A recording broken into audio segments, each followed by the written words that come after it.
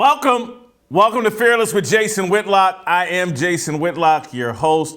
Happy Friday to you and yours. The weekend is here. We've made it through another week successfully.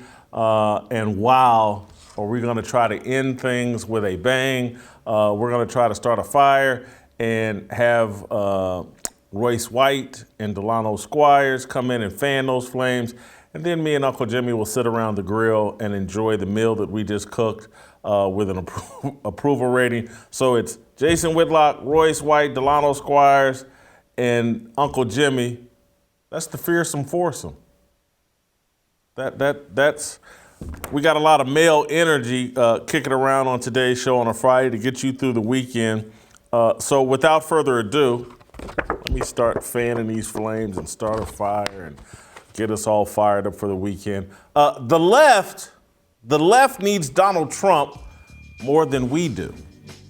That's the takeaway from the rapid and shocking collapse of CNN Plus, the stillborn streaming service cable news network birthed 3 weeks ago and pronounced dead on Thursday. Donald Trump is the sun that fuels the left. He is the source of their energy, the God they worship, the justification for their retention of power, the wind beneath their wings. The left needs President Trump far more than we do. Let me define my use of the word we. It represents those of us who are grateful to live in the freest, most fair and successful country on the planet. It represents those of us who recognize that our founding documents, the U.S. Constitution and Declaration of Independence, were biblically inspired and have been the force rooting out the unfairness of man's nature. My use of the word we, in this instance, isn't intended to be politically partisan. It does not connote the political right. It signifies people in their right minds, people who are rational, objective, and believers in truth. Those people, we no longer need Donald Trump. That is not stated to denigrate and or criticize America's 45th president. It's stated to convey how far we've come and what he taught us. There was clearly a time, even if some of us failed to recognize it, that we desperately needed President Trump. We needed him to open our eyes to the depth and pervasiveness of America's political corruption. We needed him to expose corporate media's hostility towards the average American. We needed him to inspire us to stand up to the establishment. Let me make a movie analogy. You guys know I'm fond of making movie analogies. I'm gonna tell you exactly who Donald Trump was.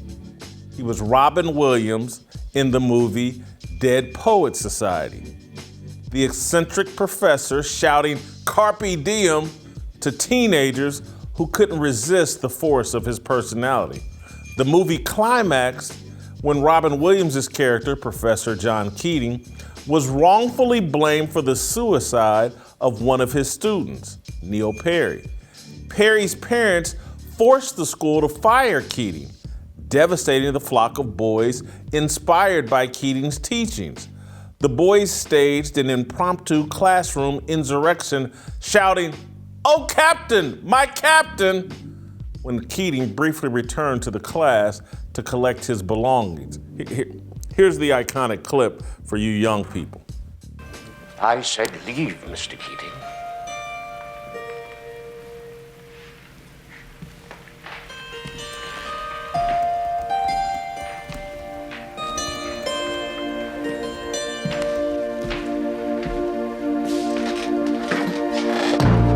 Captain, my captain.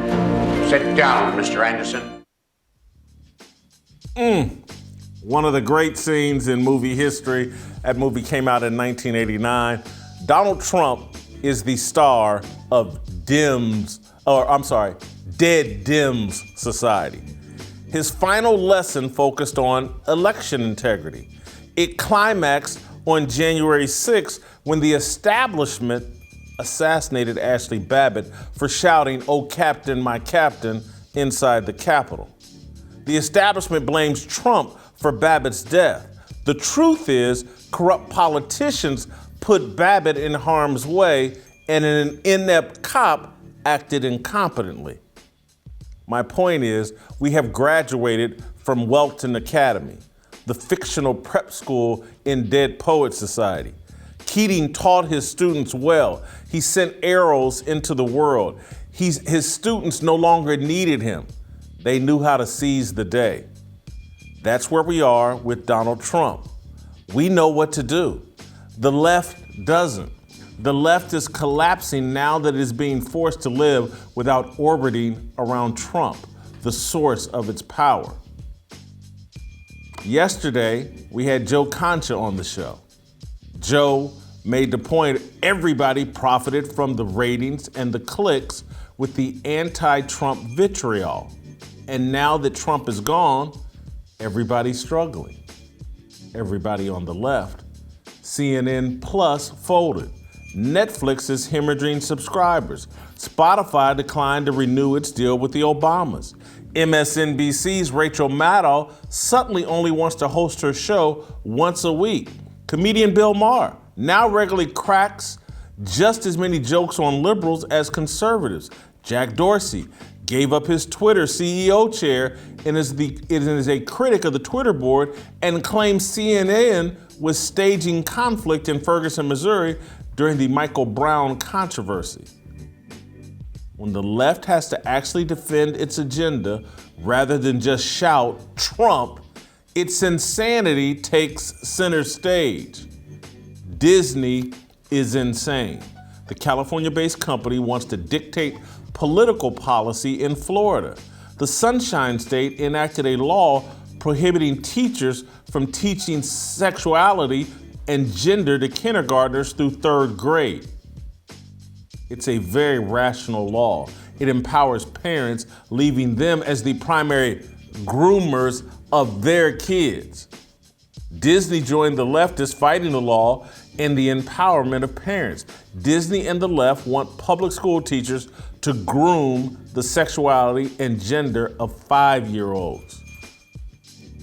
The absence of Trump from the White House makes the left's agenda the star of the reality show corporate media broadcasts daily.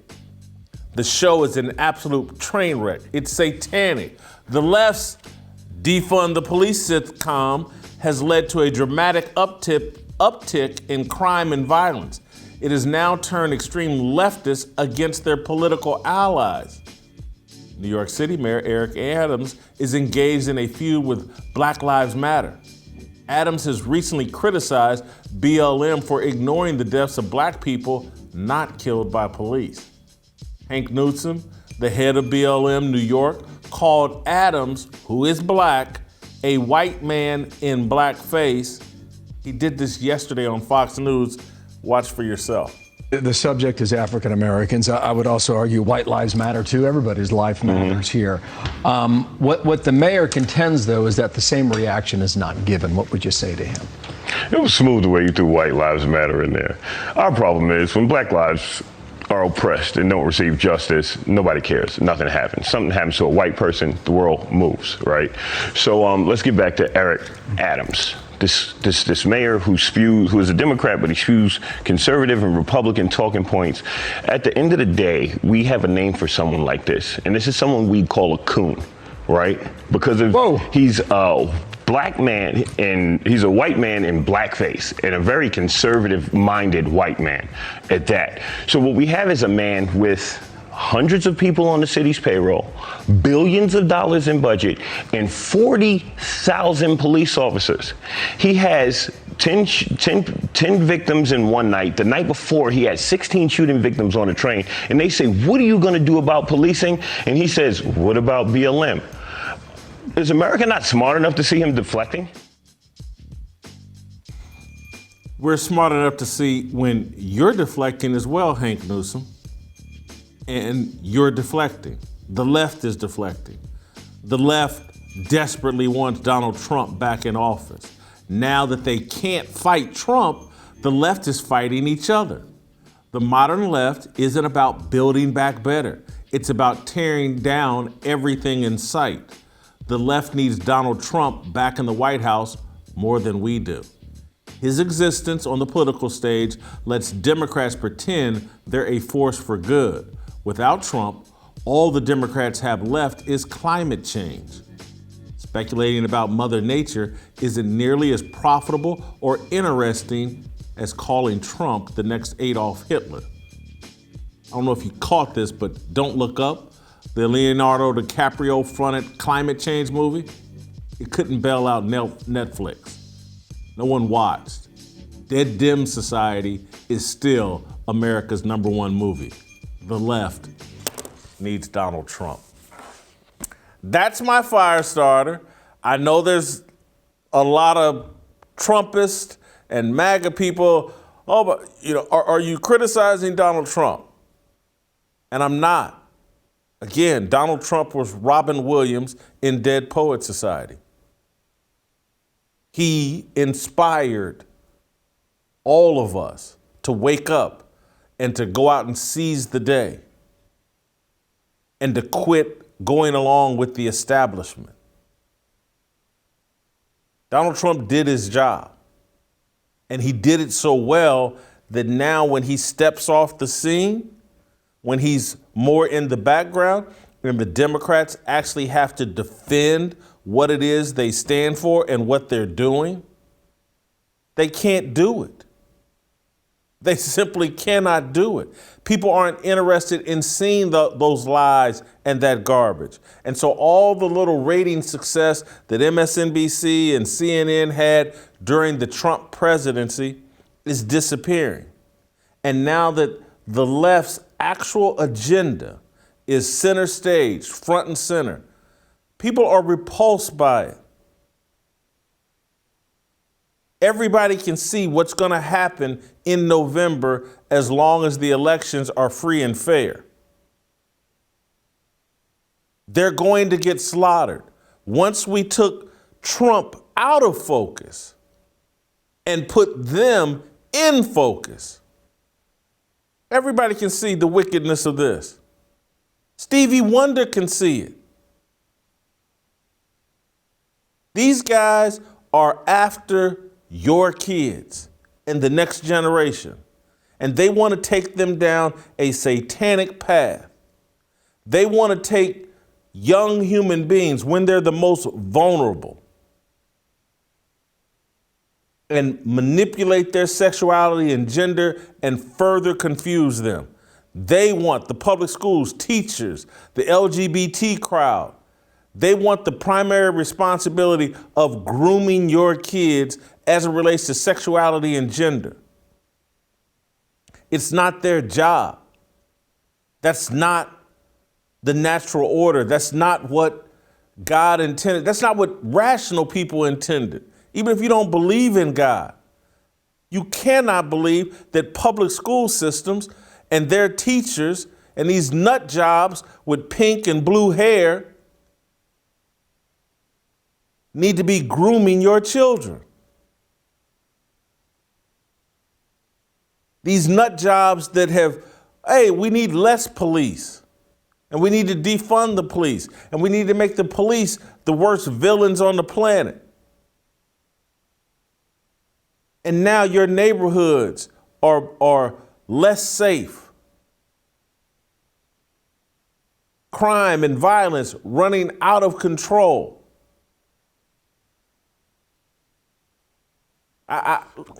In no way, I'm just telling you, I'm not bashing Donald Trump. I'm celebrating him. Job well done. Job well done. You opened our eyes, and now we can see. And just like Robin Williams' character had to step off stage, and those kids had grown up, and they were willing to stand on their desk and defy the system at Welton Academy. That's where I believe we are right now as it relates to Donald Trump and the left and their satanic agenda. They need Donald Trump more than we do. We're ready to stand on our own 2 feet. And so I want to bring in Royce White to further this discussion, because part of my thinking on this came not because Royce suggested this, but Royce earlier this week said some things fascinating about, hey, let's make sure we give Donald Trump credit for sparking Elon Musk. And that got me down a path of, because I don't want to diminish what Donald Trump accomplished. But I do want to have the discussion about, has he done all that he can? And is it time now for him to perhaps back away? And I don't know. And so this isn't some sort of rigged conversation. We don't have rigged conversations on this show. I don't know what Royce thinks of my take today and what role Donald Trump should play moving in the future. Half of me hopes that he disagrees with me and we can sit up here and chop it up for 20 minutes, 30 minutes, an hour and a half. I really don't care.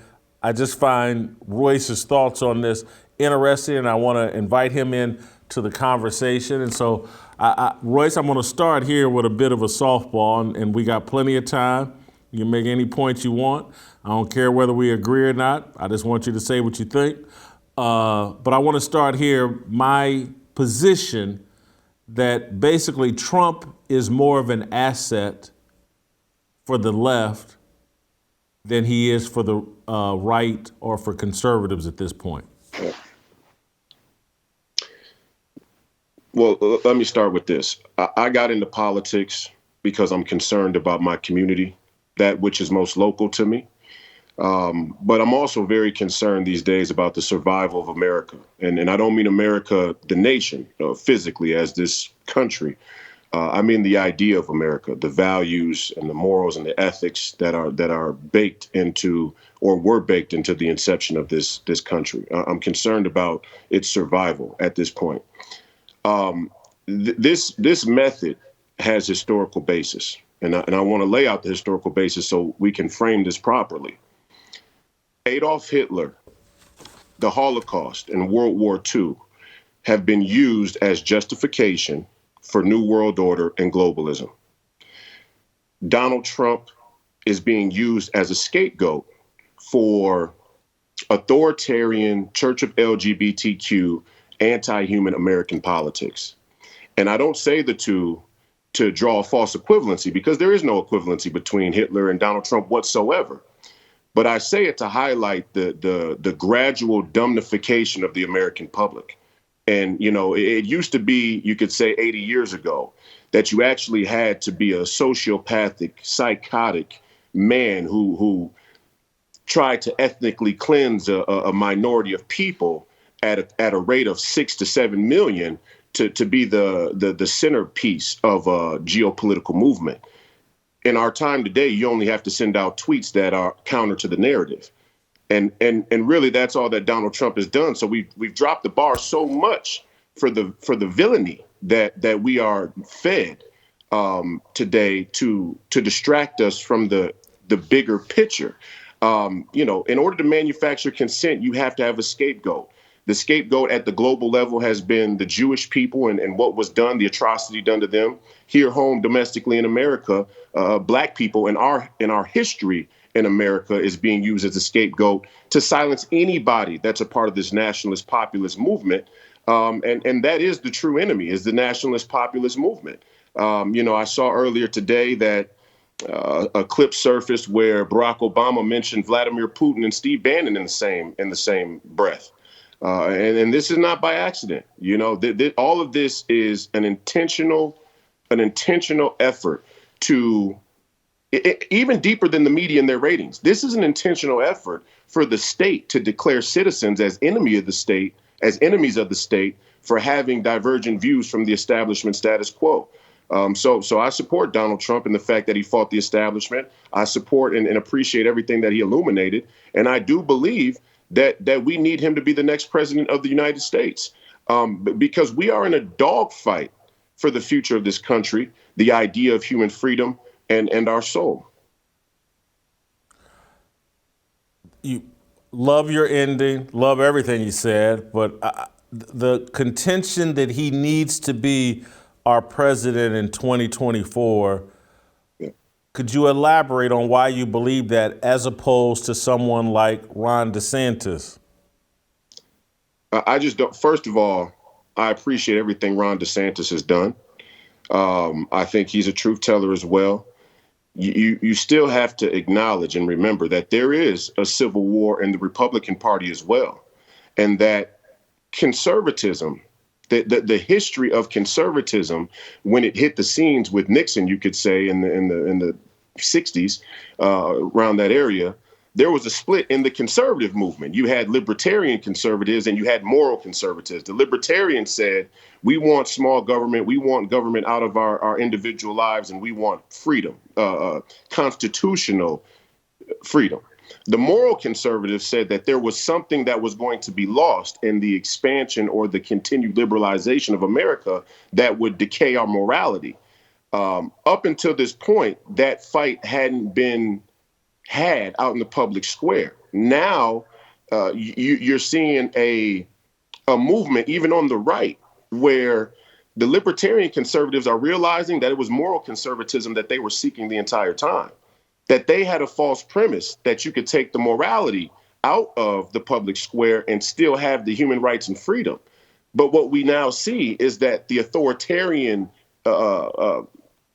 the authoritarian energy and aim of the left, of the coalesced globalist left, is going to run roughshod over the libertarian middle.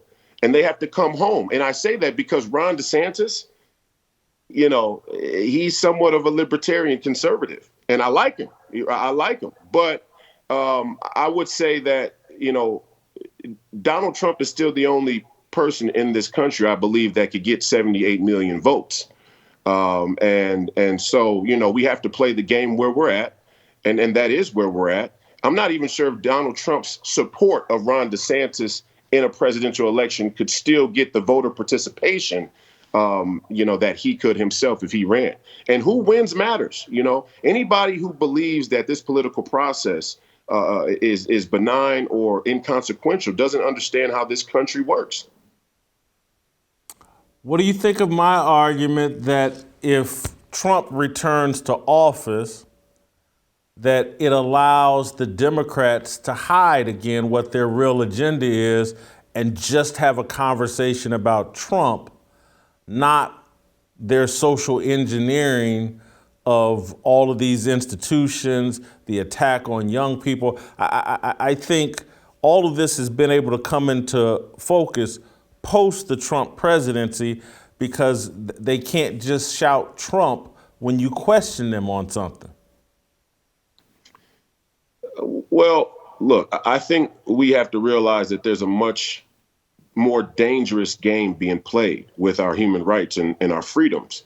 You know, the media is the main mechanism to manufacture consent, you could say, but they are being much more blatant about their designs and attempts to take our human freedoms and change the fabric or culture of America.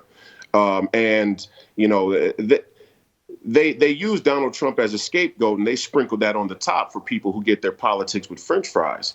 But the root of it is much more complex, and it is fundamental in how law is processed. The appointing of Supreme Court justices, the school boards. You know, there are other fundamental processes that will determine whether America survives.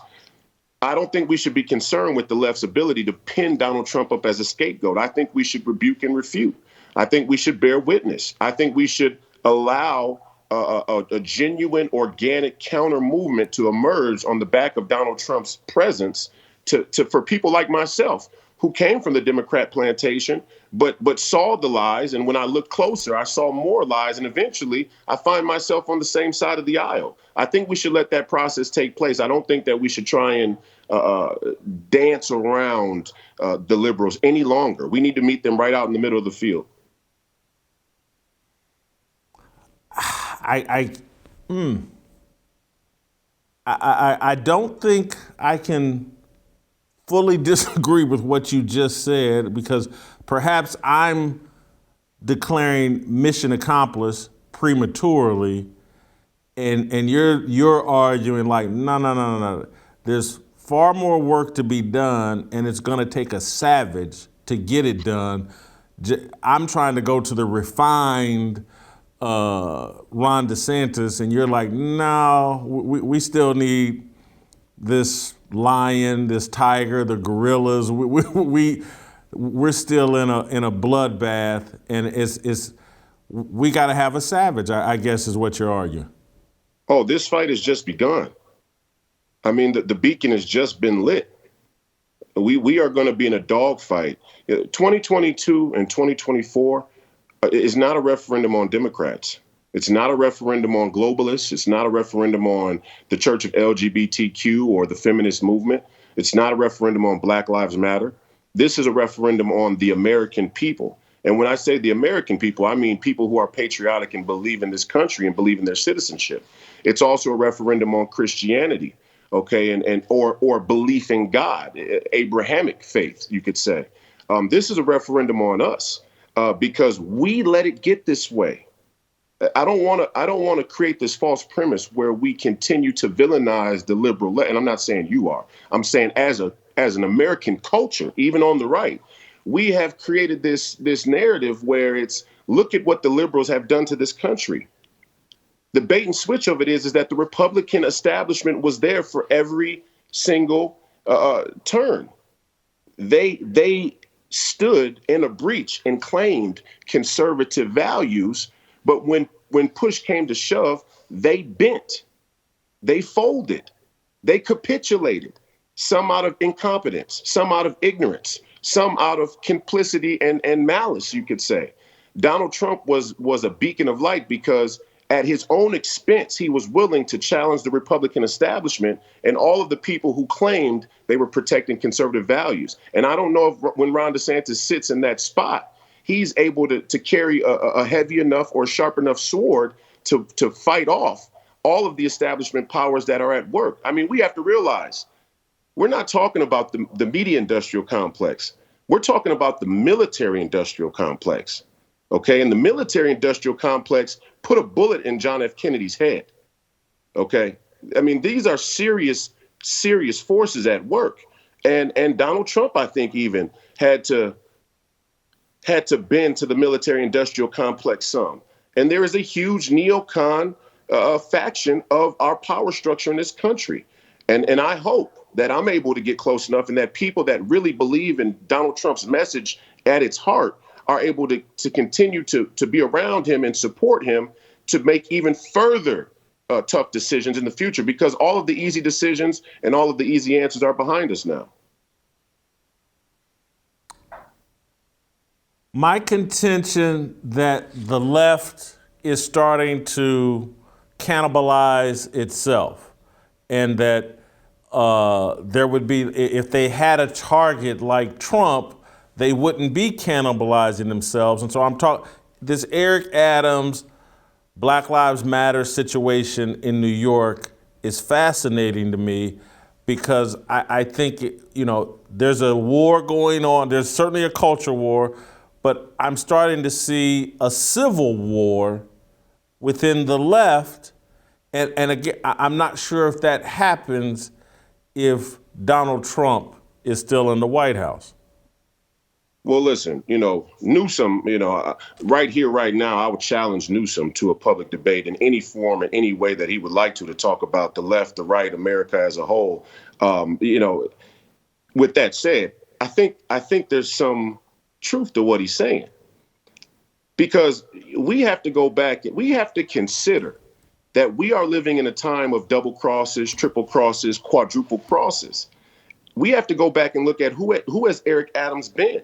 And it's not to say that you can't change your position. We have to ask ourselves who that is in the position they're in now is in it out of advantage to self in the superficial way, or rooted in real moral clarity. And that's not an easy thing to decipher for any person. What I will say is that look at Adams's response to lifting the vaccine mandate. Wasn't he the guy who said we can't lift the vaccine mandate in the city because it would send a mixed message? I mean, what is that?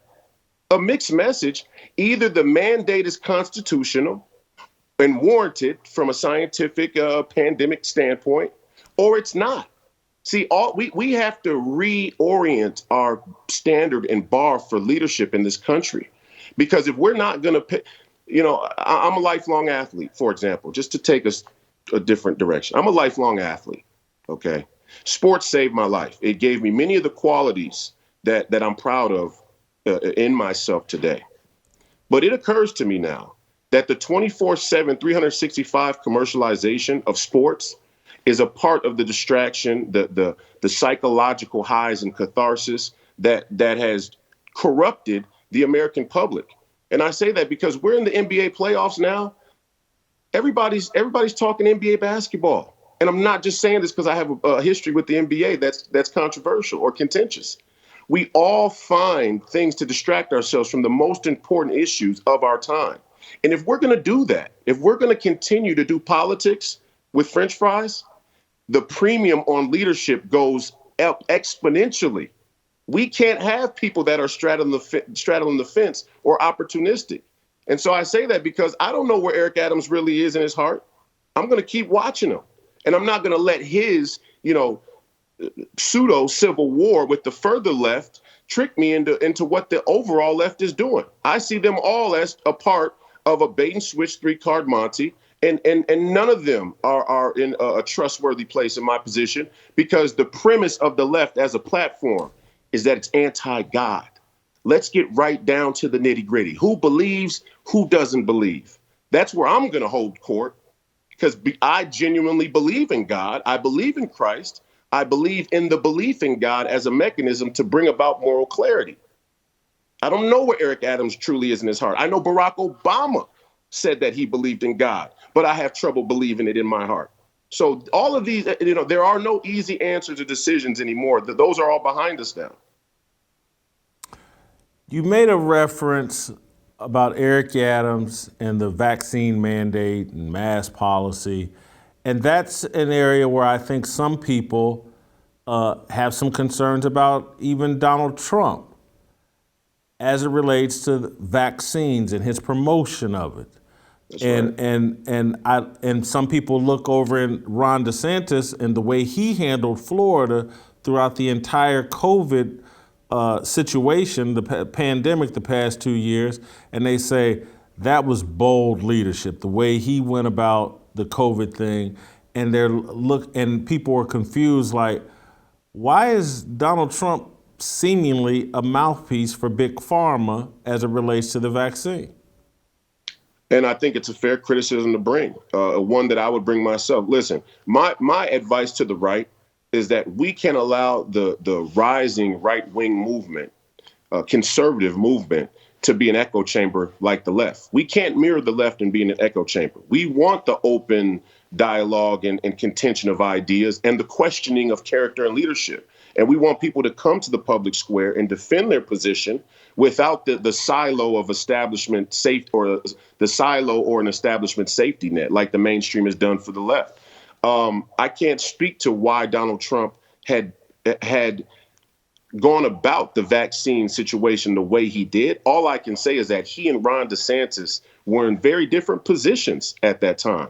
The information sources, the bureaucratic agencies, and the flow of data that surrounded Donald Trump in the White House in the earliest stages of the pandemic had just as much to do with the geopolitics as it did the domestic. And he had to consider all of those things. We have to consider, is this a bioweapon from China? Is it maybe a bioweapon from another country that used China to false flag us into a war with China? Because like I told you earlier in the week, the way to bring about authoritarian control really quick is a huge world war, right? Violence, martial law is going to be the outcome there, or currency collapse. So, I think Donald and Ron DeSantis were in different positions, but I still appreciate how Ron DeSantis went about it, and I think it was brave and courageous. That's totally separate from my belief in his ability to get 78 million votes and where he is on all of these issues in America as a whole. I love that he's fighting the Church of LGBTQ. I respect Ron DeSantis. There's no doubt about that. But when we talk about who can win in 2024, I believe Donald Trump still has the best chance to win. Royce, I gotta say, and literally, I wasn't expecting to say this, but I'm just saying, the more I talk to you, the more I think one day you could be president. And you know, I know you're running for the congressional seat in Minneapolis, and you're taking on Ilhan Omar.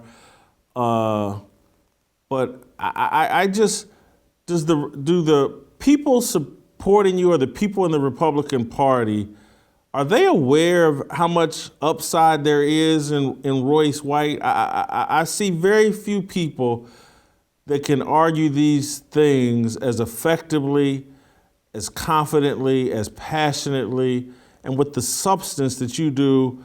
Because again, you know, yes, you get to see what my monologue is about and what I'm writing about, but I can throw you any question. You got an answer, man.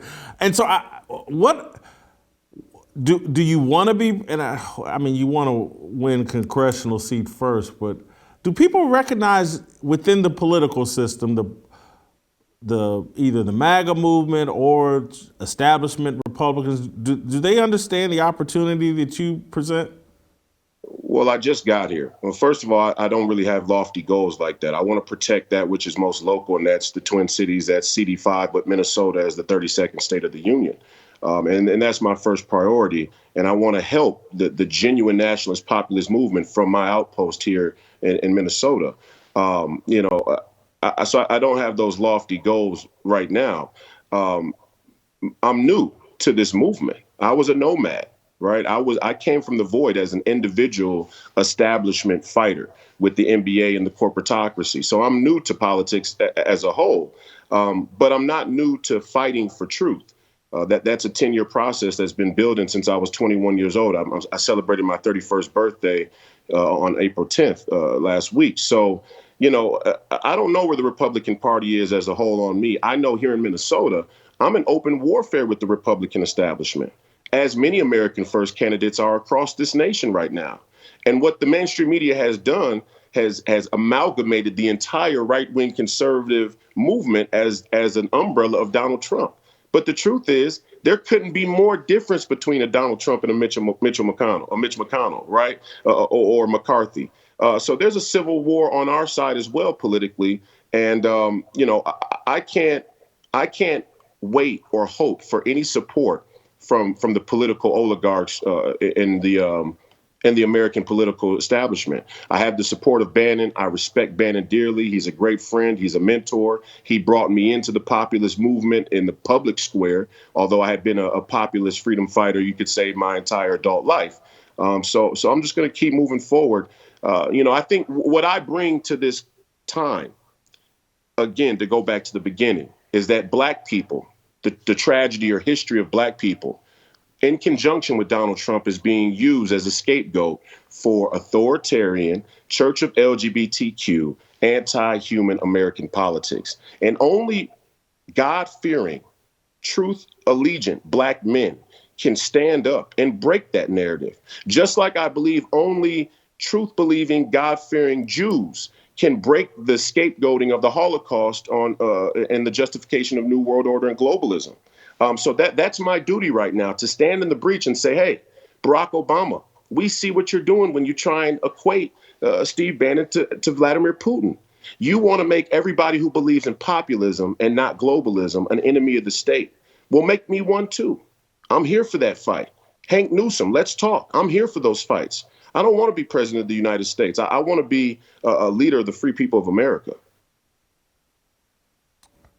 Thank you, Royce. Excellent job. I want to tell you guys about my good friends over at Good Ranchers. I don't know about you, but I love eating meat.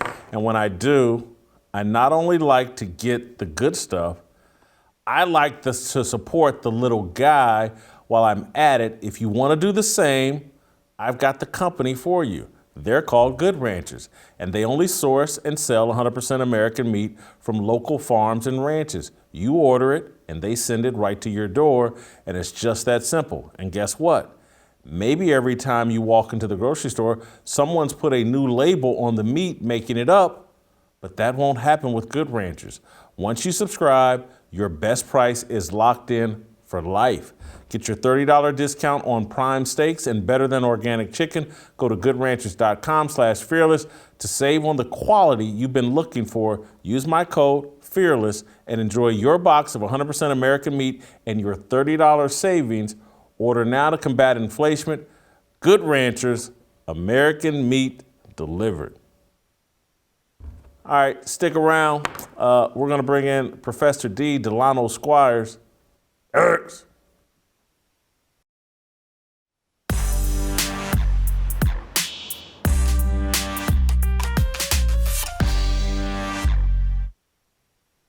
All right, welcome back.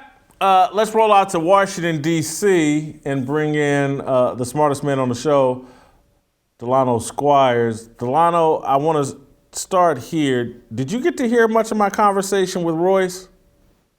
Yes, I did.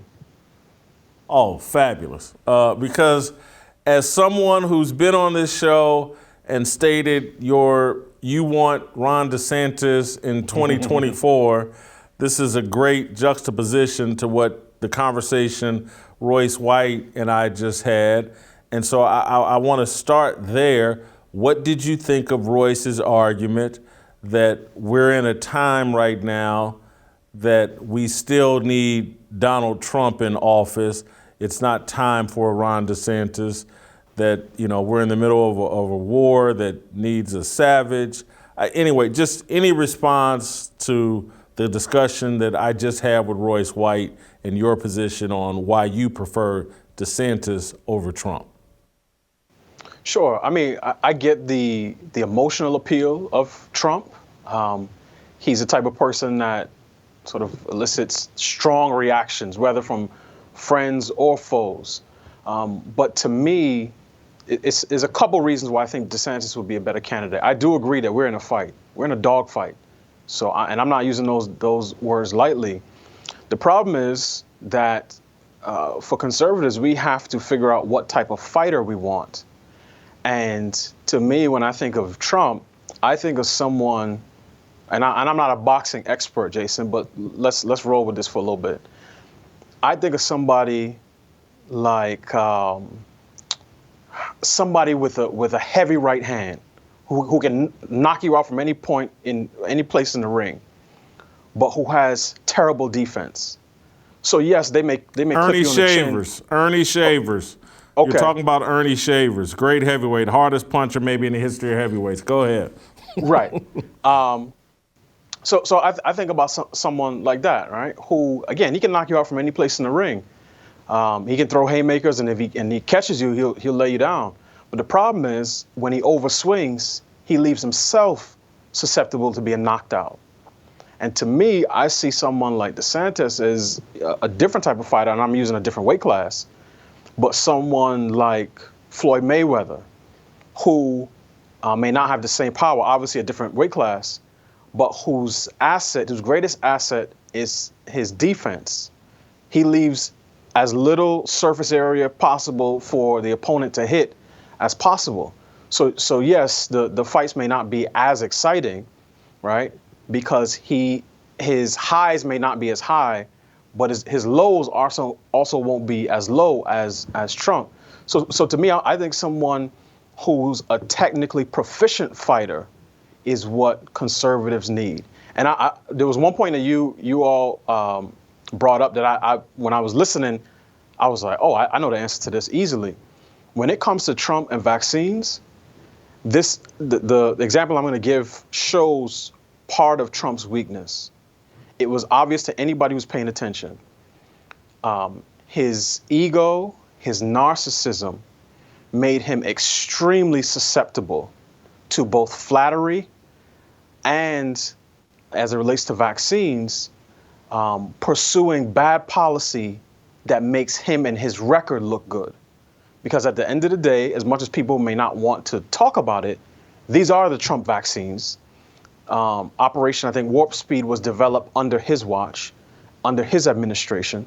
And there's no way that he's going to walk away from one of, if not his crowning policy achievement. Obviously, he got criticized early in the days of COVID. Some people say he denied COVID and all this other stuff. I don't buy that. A lot of people on the left and the right didn't fully understand what we were dealing with in March 2020. But warp speed is his baby, and he's not going to kill his baby. So that means if he is has to choose between, if he has to choose between criticizing his own policy achievements, right? Whether that's the vaccine mandates or the vaccines themselves, their effectiveness, their efficacy, or standing with the people who say no, medical liberty is part of being a free people. He's going to choose whatever it is that upholds his legacy, and that's one of his weaknesses in terms of policy, but that's also one of his weaknesses in terms of character. And anybody who's ever spent time around someone who's self-absorbed and in many ways insecure, someone who says, "Oh, I like them because they say nice things about me," knows exactly how to exploit that type of person. I've used dating analogies in the past, right? And I said, a guy who's a real hunter would know that if all he does is bring a woman a few Krispy Kreme donuts, and she acts like he brought 24 roses, he knows exactly the type of woman he's dealing with. That doesn't mean she's a bad person. It just means she's an easily exploitable person. And to me, you need someone whose character flaws in that respect are not as open and obvious. So I'm going to go back to your boxing analogy. I love it. Obviously, I'm a sports guy. And so what I'm going to take the Ernie Shavers thing off the table and basically say, you've called Donald Trump Mike Tyson. And you're saying Ron DeSantis is Floyd Mayweather. I'd call Trump Deontay Wilder, not Tyson. Oh. Is that better? No. It's not. Trump held the belt for 4 years. Deontay Wilder had a lot of potential, and you're right. I think I like your Deontay Wilder. That's relevant and more now than some old school reference I gave. But I don't. It's an insult to call him Deontay Wilder. He held the belt for 4 years.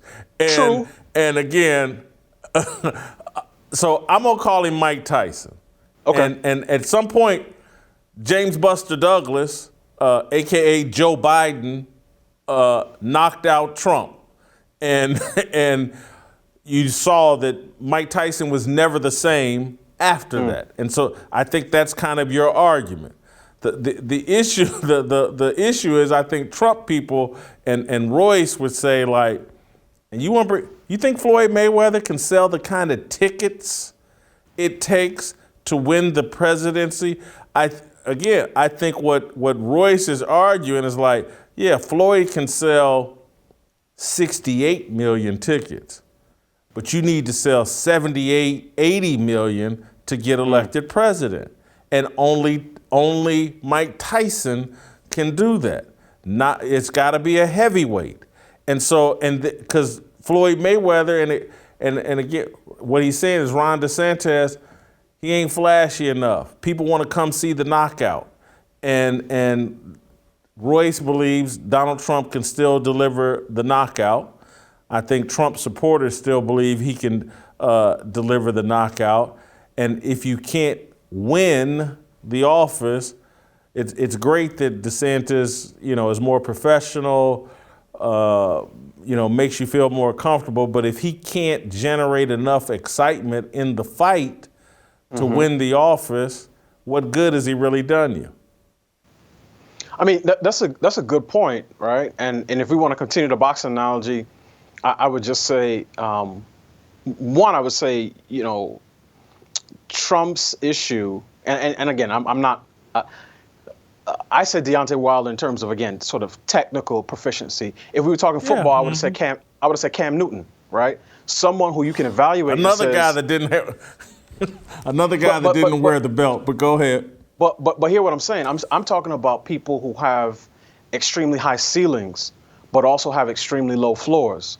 So you're looking at a person who, when you evaluate them, you say, oh wow, this guy's got a physically sturdy, huge, bigger than all the linebackers, great arm, but he never steps into his throws. And eventually that is going to determine how long his career lasts. He takes too many hits. He doesn't step into his throws.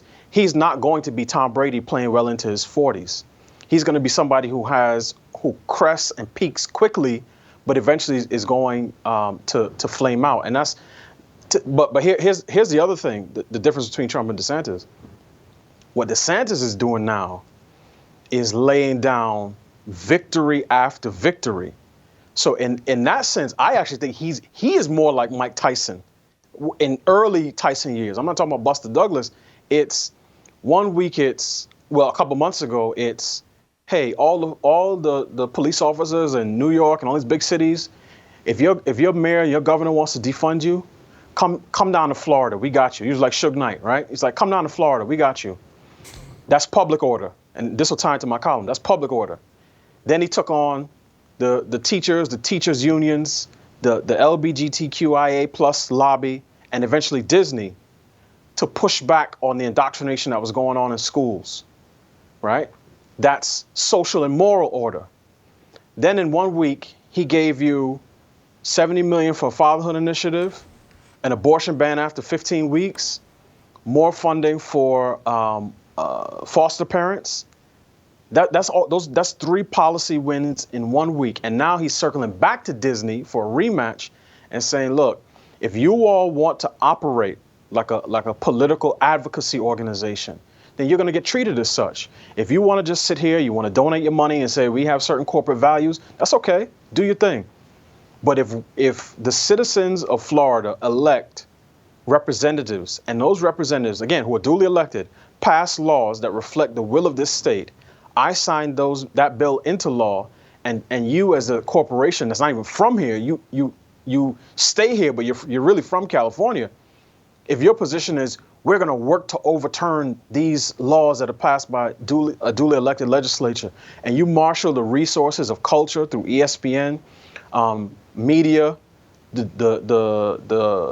corporate media class, academia, public commentators, to turn yourself against the will of the people of Florida, then yeah, we're going to revoke one of your privileges, and we'll let all the people, the Mitt Romneys and the David French types, have a hissy fit about it, but I don't care, because I'm willing to fight for the people of my state. And what I'm saying is, that's the type of fighter you want. It's not just a person who's talking; it's a person who's delivering legislative and policy wins week after week after week. And to your point, Jason, and you made this point in your monologue, he's exposing the lack of depth and the emptiness, and really, as you say, the satanic nature of the left's agenda. Because when he has Tony Dungy next to him saying we're going to fight for fathers, it exposes the people on the left who said, no, well, dads don't need more money, moms need more money, right? Same thing with abortion, same thing. I forgot one, Jason. Florida just this week announced that per their, Health and Human Services Department and their health director, public health director, Florida will no longer be engaging in social transitioning, medicinal transitioning, or surgical transitioning of transgender adolescents. That's the type of leadership that this country needs. Without question, you're 1,000% right. I think it comes down to your original point of Donald Trump's the wild heavyweight with a lot of upside. Ron DeSantis is the middleweight who's flawless in the ring. But I think what Royce is saying and what others believe is that this is a heavyweight fight. Heavyweights sell the most tickets. And, oh man, is Ron DeSantis, he's a skilled fighter, blah, blah, blah. But is he a heavyweight? Let me, before I transition to your column, let me ask, what if, because of Trump's age, if he could get DeSantis to agree to be the vice president? And what if they operated a bit differently? Because I think the Democrats have opened the door for this in terms of how much public speaking Kamala Harris does now, that now the vice president, the next one, has the right and perhaps even the expectation to be far more visible, far more outspoken, than previous vice presidents who kind of just sat in the background and did nothing. What if somehow these two guys ran together with Trump at the top of the ticket and DeSantis as his vice president? So two things. One, to sort of put a pin in the boxing analogy, as you know, Jason, matchups make fights, right? So it's not just, is this fighter good or is this fighter good? It's the matchup. The Democrats have no one who qualifies as a heavyweight. Joe Biden, again, I try not to disrespect my elders, but it's clear that he's in a state of severe mental decline. He finishes speeches now, and he turns to the side, and he sticks his hand out to shake somebody's hand, and there's nobody there. He dodders around the White House. When Obama came back a couple weeks ago, and he was doing what Obama does, which is working the crowd. Everybody wants to talk to him, right? Everybody wants to be around him. Joe Biden looked like grandpa, looking for a mint julep on a warm summer day. So he's not a heavyweight. Kamala Harris has the public speaking skills of a moderately educated 11th grader, okay? She's not a heavyweight. No one on that side is Lennox Lewis or Evander Holyfield. None of those people exist. So what I'm saying is, it's not just the individual fighters, it's the matchup.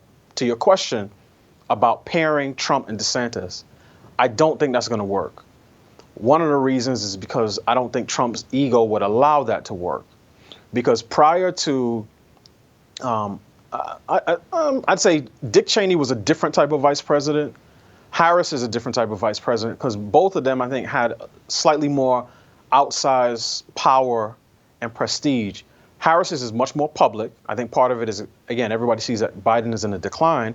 It's also the historic nature of her, being on the ticket. Cheney's was because I think he was just a more shrewd political operator, but nobody was doing. Dick Cheney wasn't getting profiles in GQ, right? So my thing is, typically vice presidents play the background, and Mike Pence did that. He helped Trump secure the evangelical vote, but he wasn't out there giving speeches. I can't think of a single substantive speech that Mike Pence gave in 4 years. DeSantis is the type of guy, and you've told me this, Jason, in some of our conversations, right, where you don't take a soldier off the battlefield. And I can't see someone like him having, again, secured a number of victories as an executive in his own state, then coming to work under another aging president, and we've seen how that's gone for the last, year and a half, to sit under an aging president and be forced into the role, right? He goes from 3-star general in his state to, the rank of sergeant or lieutenant under President Trump. So I don't think that dynamic would work. I think Trump would not function well with someone who has as high or even nearly as high a stature as him. And the other thing, Jason, is not just what Trump would do with it. And again, this is where the character comes in. It's how the media would exploit it to foment the type of division that they would like to see, because what they would want to see in the Republican Party as the type of civil war that you and Royce were talking about in the Democratic Party right now. Excellent point. I want to get to your column today about Ibram X. Kendi. And basically, I took it as he's undermining God's natural order, and that, we need to recognize that, and those of us that are believers need to adopt a more aggressive strategy to combat it. But you break down your column today. Sure. So part of it, yes, I look at Ibram Kendi and I do a profile in his ascendance, right, from relative obscurity to now the most influential faith leader and evangelist in this country. And I don't use those terms lightly. Kendi, his position, and he said this before, is that racism is death, anti-racism is life. So he is appropriating the moral framework and the language that the Bible uses to describe Christ, right, where sin is death and only faith in Jesus Christ leads to eternal life. Kendi is appropriating that for his own ideas. So He is an evangelist of his faith, the Church of Anti-Racism and Equity. He has his sacred text, How to Be an Anti-Racist. He has a couple others, but I think that one is the major one. And he has a throng of disciples, and he has argued for his worldview in every area of our political and social culture.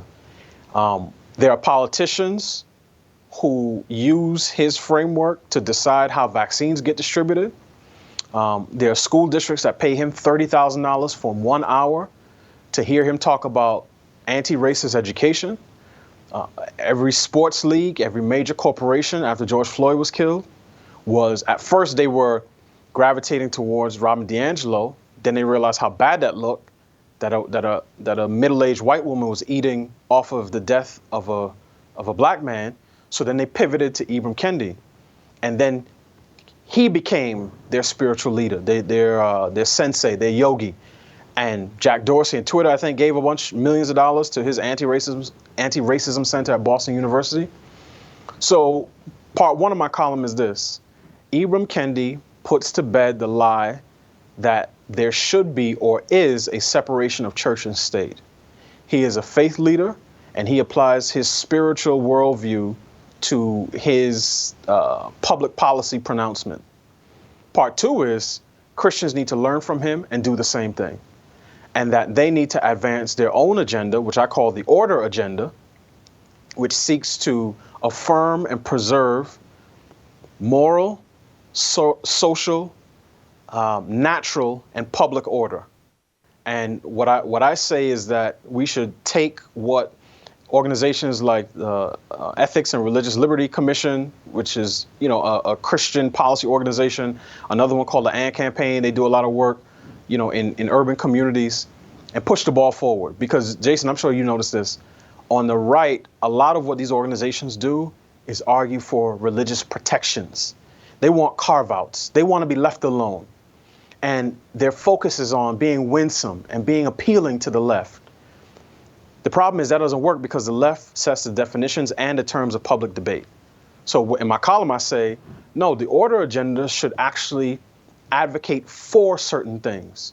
When it comes to marriage and family, sex and sexuality, it should use public resources to the extent possible to incentivize men and women, the only pairing that produces offspring, to get and stay married. So whether that's, the government sends you a $500 check after you get your marriage license on the books, and another one for every anniversary, and provides incentives to go to marital counseling, and gives you a little bit something when every child is born. Instead of the government doing what it's done for 60 years, which is to incentivize single women to have children and marry the government, it's no. Don't just get what you pay for what you want. So that's part of the agenda that I'm talking about. I also talk about education. I talk about public order. Here's the other, and this is probably the most controversial piece that I put in there. I think the order agenda should argue for the complete ban and prohibition on any LGBTQIA+ content aimed at children, period. So all those Nickelodeon videos where it's a pride parade and they package it real nice and they send it out to toddlers, that's done. That's over. We're not doing that anymore. Because the purpose of this is not to shame anybody or blame anybody. It is to say, this is the type of public culture that we want to fight for as Americans. And our desire is to fight for the type of public culture that affirms life and can produce life, and that affirms and preserves the order in all areas of society. So that's the long and short of it. But I think that type of thing would require a different type of conservative, because right now the left has no limiting principles, right? Gender reassignment, abortion up to birth, nothing. Next is the pedophiles and all the other stuff. They have nothing is too far for the left. The right's limiting principle is, well, we don't want to say anything that makes us look bad to the left. So while the left is saying to defund law enforcement, the right is saying, we want to be the tone police. That's the only thing that they do. They tone police other conservatives. So you need to move people like David French, Mitt Romney, those type of guys right out of the way and say, no, it's a different day. It's a different battle. This is not the Revolutionary War, because yes, the musket is a weapon, but that was a time when people lined up in order and they fought orderly. This is guerrilla warfare. It's all hands on deck. And anybody who thinks that you're going to win this type of war with a few muskets and the bayonets, they're in the wrong time period. Delano, great job. I'm now, when I'm done with today's show, my next commitment is to get you and Royce here in Nashville so we can have a longer substantive discussion between you and Royce, and I'll referee it, about Trump and DeSantis. That was awesome. Thank you so much. All right, Thank you, Jason. Listen, guys, I want to tell you about First Leaf, and I'm going to tell it with perhaps a little bit of a long-winded story. Stick with me. First Leaf is a wine provider, and so here in the last couple of months, I've been giving a lot of thought to, I got to be more social. I want to be more social. There were reasons when I left Los Angeles and moved here to Nashville. I was trying to move beyond a relationship that just had me in a whirlwind. And so my mind is now more focused. And so it was probably 2 months ago, I was at my apartment on my elevator going up to my apartment. Two very attractive women got on the elevator. Maybe they punched the 7th or 8th floor. I punched the penthouse level. And they, oh, you live on the penthouse? And I was like, yeah. And says, oh, can we come up and see your apartment? And I was like, yeah, no problem. And so we get up there and we start making small talk, and they mention how much they love wine. And I have a little wine cellar cooler in my apartment, wine refrigerator or whatever, but it was not stocked, and it was not stocked properly. And I made a mental note. I have to be better prepared if I'm going to re-engage in my social life and in the dating scene. And that's why First Leaf has been a huge benefit to me. First Leaf curates and ships wines that are personalized to your taste, allowing you to discover wines from 5 continents and 12 countries. With their online rating system, not only are you being introduced to new wines, but each new First Leaf shipment is better than the last. First Leaf is so confident you'll love the wine, they have 100% satisfaction guaranteed. If you receive a bottle that isn't exactly what you're hoping for, First Leaf will credit your account. If you love finding and tasting new wine, First Leaf is a no-brainer. Join today. Get 6 bottles of wine for just $29.95 and free shipping. Just go to tryfirstleaf.com/fearless. That's 6 bottles of wine for $29.95 and free shipping at tryfirstleaf.com/fearless. I'm saying all this because, ladies, if you catch me on the elevator anytime now, I'm fully stocked with First Leaf. I got some of the greatest wine you'll enjoy. I'm prepared now. So anyway, I want you guys to try First Leaf. I've done it. They've shipped me the wines. I'm now fully locked and loaded and prepared. All you got to do is stop me on the elevator. We'll be drinking wine within minutes. All right, Uncle Jimmy and the approval rating. Next.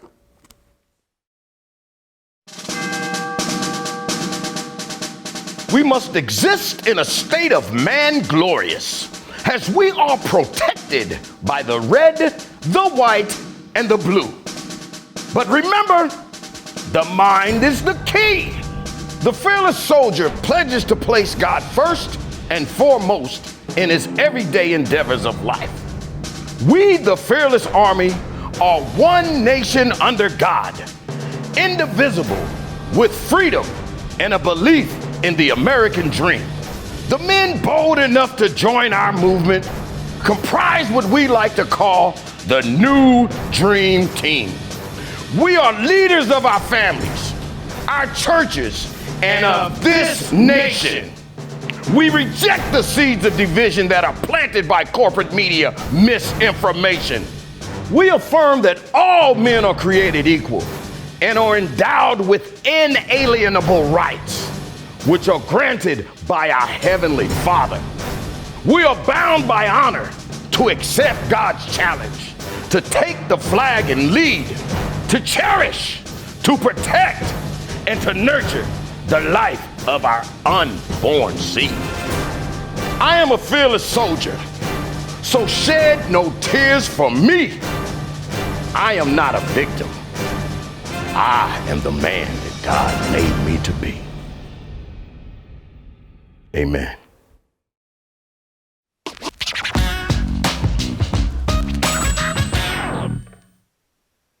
All right, welcome back. Time for Uncle Jimmy and some approval rating talk. Yes, sir. Jim, there's a couple things. I do want you to review the show because the show was very interesting and fascinating. I love the juxtaposition of Royce and Delano. But I did want your thoughts on, me and my attempt to re-enter the dating scene. I was wondering if you had any thoughts. I mean, after the segment you had yesterday with Shamika giving her dating advice, I figured you have any advice for me besides stocking up on First Leaf wine? I would just say that as you step out into the dating game, I would just stay in your weight class, brother. Stay in your weight class. You know what I'm saying?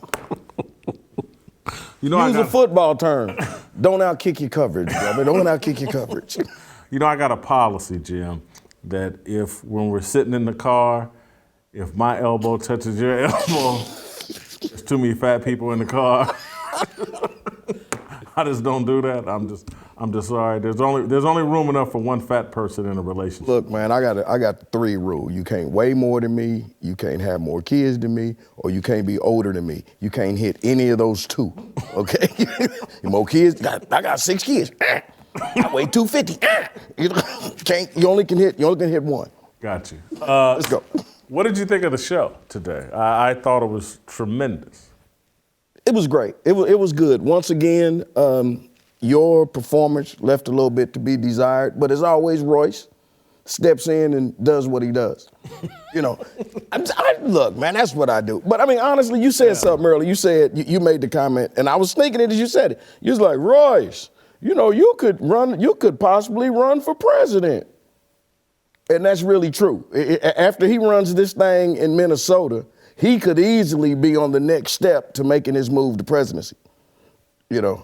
And if he does that, surely if he hits that, Delano can be the attorney general. Honestly. I forget his name. Who is Obama's attorney general? Why am I forgetting the name? Anyway, keep going. Eric Garcetti. No, I'm just saying that, man. I think it was, I think that show, and then you sit up here talking about DeSantis and Trump. Hey, man, I think if you get Delano and Royce, Eric Holder. Yeah. I was close. Eric somebody. Yeah. Hey, man, you get Delano and Royce in the studio, man. We might have some glass breaking up in here, man. Because man, Delano ain't scared, man. I agree that was. I got to get him in the same ring. That was a great little fight that energy, synergy. Fired off first, and he's a Trump supporter, and Delano a DeSantis supporter. That was a great little debate. But Delano did show his age a little bit, but because he compared Kamala to Dick Cheney. There's no comparison there. Okay, you do remember Dick Cheney went fishing with his friend and shot him in the face and nothing happened, right? No, he ain't no G like Dick Cheney. Come on, man. Remember that now. I do. Kamala can't compare to that. Now. What did you think of him? I compared Delano and I compared Trump to Mike Tyson. I agree with that. I wanted to compare him to Deontay Wilder. Well, and the thing where I agree with you is think about this. If Trump flew whatever that was that Tyson was flying, just commercial, whatever. Yeah. And he had a fan, he had a fan doing what that fan was doing to Tyson. Hey, man, Trump would turn around and give you that business. Honestly, I mean, he'd be like, Donald Trump was seen beating a fan upside the... Yes, I beat him and he deserved it. So, yes, that's more right or wrong. All right, listen. Just because you know how when you get old, you pee on yourself? The first sign of pee, you have to react. You can't wait an hour. Come on, man, let's go. So let me move to the approval rating. Does that happen to you when you go pump gas? No. It get me when you be pumping gas, you be like, see, now you've just extended it, because now I gotta explain. Tiffany feeds me those juice green drinks right before and I heard you the show. tell her, yeah, stop giving me those before the show. I wanted to ask you why, but now I can hear. Celery juice runs through. I can hear now why. Let's go, man. Approval rating for Eric Adams, the mayor of New York City, who's in a beef with Black Lives Matter, Jim. Job performance for Eric Adams. I'm gonna give him a 14. Crime's too high for me to go any higher than a 14. Hey, man. I do like him beefing with Black Lives Matter, though. I like the word beef. Hey, man, he's about that life. I watched him, honest to goodness, in a press conference following the subway shooting. And they started asking him about his taxes in the middle of this. And they said, well, are you gonna give up, divulge your taxes like Governor, whoever it was? And he just looked at him and said, no. Next question. Hey, man, he ain't playing with these people, man. I respect that. You just told that long story because you want me to pee all over this floor, all over this set. I guarantee every one of these Jim's gonna have some long, extended story. No, it's not. Character. I'm gonna give him a 15. The jury's still out on Eric Adams. I'll give him a 15 in character. Okay, first I'm gonna give him a 25. And I'm gonna tell you, 7 years ago today, our forefathers came to this country. Anyway, come on, man, let's go. Abe Lincoln has nothing to do with this. If that's what, come on, man. Dude, standing on right. Let's go, man. Come on, man. Authenticity.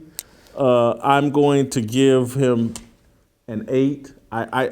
His little attack on Black Lives Matter seems calculated and political to me. I give him a 19. Honestly, I'm sorry, because I'm trying. I like how you jumped in. You trying to hurry things up. Well, because you told me to, man. I'm sorry. Listen, I give him a 19. Time, Jim. No. Listen, I think he's real. I think he wants to restore civility to New York City. And honestly, if you ever think about this, remember they said when I'm alone in my room, sometimes I stare at the wall, and in the back of my mind, I hear my conscience call, telling me I need a girl who's as sweet as a dove. For the first time in my life, I think I need love. You calling this man LL Cool J? No, I'm just trying to make this go as long as I can. I'm trying to see how long you can do this. We're finally at It Factor. He's the mayor of New York. He's king of Gotham. I'll give him a 16 in It Factor. Honestly, on a very serious note, man, I give him a 20 for not falling for it. Honest to goodness, man.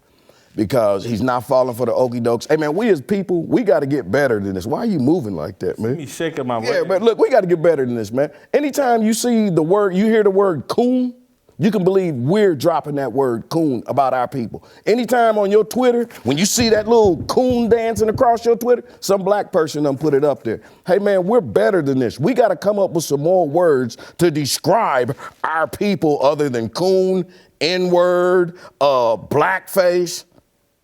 Come on, man. It's getting old. Let's go, man. So that means I have him at a 53 candlelit. You have him at a smoke show, 89, Jim. I like him, man. I respect this dude. See how the producers are working with me? They started playing tomorrow. They know I have to go to the bathroom. They're not holding long-winded explanations and conversations trying to make me wet my pants. You know why I'm laughing? Why? Because Tiffany's in the woman's bathroom and Corey's in the man's bathroom. That better not be true. That better not be true. Well, anyway, we're done. We'll see you next week.